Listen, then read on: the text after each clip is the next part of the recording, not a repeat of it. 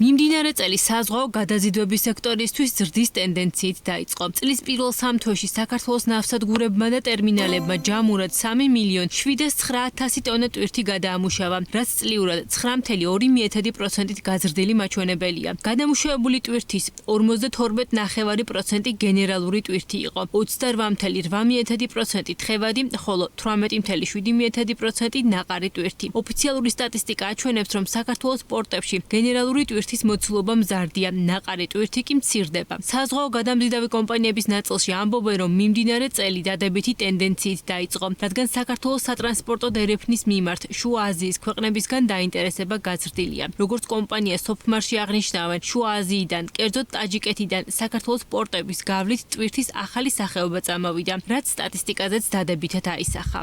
ტვირთის შუა აზიიდან უფრო მეტი წამოვიდა ამ კვარტალში, ვიდრე იყო გასულ წლის მანძილზე. ჩვენ გავახორციელებთ გადაზიდვა ტაჯიკეთიდან ხოთამდე და მერე ბუნებრივია ჩინეთამდე წავიდა ტვირთი.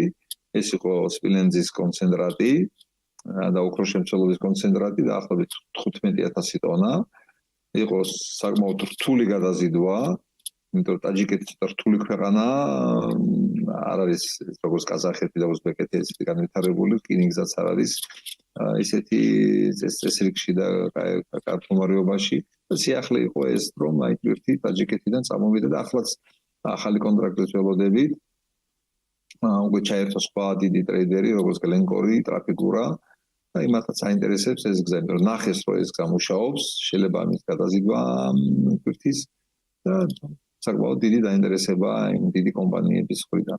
პორტებისგან განსხვავებით პირველ კვარტალში საქართველოს რკინიგზის მიერ გადაზიდული ტვირთების მოცულობა 7%-ით შემცირდა და 3 მილიონი ტონა შეადგინა. კლება განპირობებულია სატრანზიტო გადაზიდვების მოცულობის 8.9%-ით შემცირებით. ასევე ქვეყნის შიდა გადაზიდვების 35%-იანი კლებით. საქართველოდან უცხოეთში გადაზიდვები კი გაზრდილია. როგორც გადამზიდავ კომპანია ქაიროს ლოჯისტიკში აცხადებენ, პირველ კვარტალში რკინიგზის გადაზიდვების კლება სავარაუდოდ იმ გარემოებითაა გამოწვეული, რომ მეზობელ ქვეყნებში ზამთრის პერიოდში არახელსაყრელმა ამინდებმა ტვირთების მიღება საქართველოშიც შეაყოვნა. კომპანიაში ვარაუდობენ, რომ წლის განმავლობაში სარკინიგზო ტვირთების მიმართულებით ზრდის ტენდენცია შენარჩუნდება, თუმცა აღნიშნავენ, რომ საქართველოს სატრანსპორტო დერეფანში ტვირთების შესანარჩუნებლად კვლავ ბევრი რამაა გასაკეთებელი.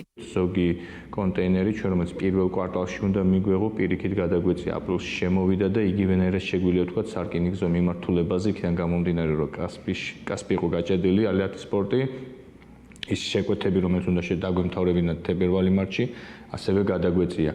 ამიტომ წლის ბოლოს დაველოდებოდი პირადად და ვნახავდი ჯამურ სურათს, თუმცა მოლოდინი გვაქვს, რომ მაინც ზრდა იქნება, შეიძლება არა იმხელა როგორც 2 წლის წინ იყო, თუმცა სტაბილური, ესე ვთქვათ, ტრენდი შენარჩუნებული უნდა იყოს. მოლოდინი გვაქვს. შიგნითაც ბევრი საქმე გვაქვს გასაკეთებელი და ამას წლები მოუნდებით. და სამატებელი იქნება აუცილებლად ქვეყნის შიგნით ლოკომოტივები, გადასამუშავებელი, ესე ვთქვათ, ტერმინალები, განსაკუთრებით აი მშრალი პორტით ახლო მომავალში გახსნა იქნება ოფიციალური და ისაც ესე ვთქვათ დადებითად იმოქმედებს ამ დარგზე და ასევე რა თქმა უნდა კოორდინაცია ქვეყნებს შორის.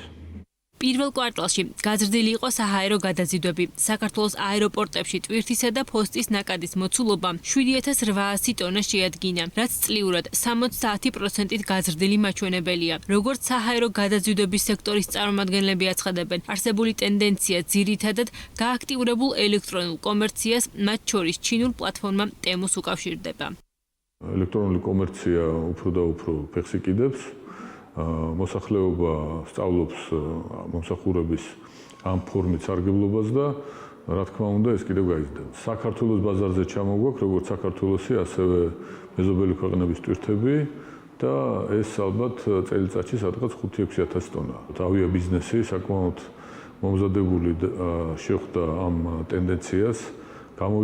გამოვიყენეთ ჩვენი მდებარეობა, რომელიც ძალიან ხელსაყრელი არის საშუალო ტიპის საშუალო ტვირთამწვევობის სატვირთო თვითმფრინავებისათვის და ეს შედეგი სახეზე არის.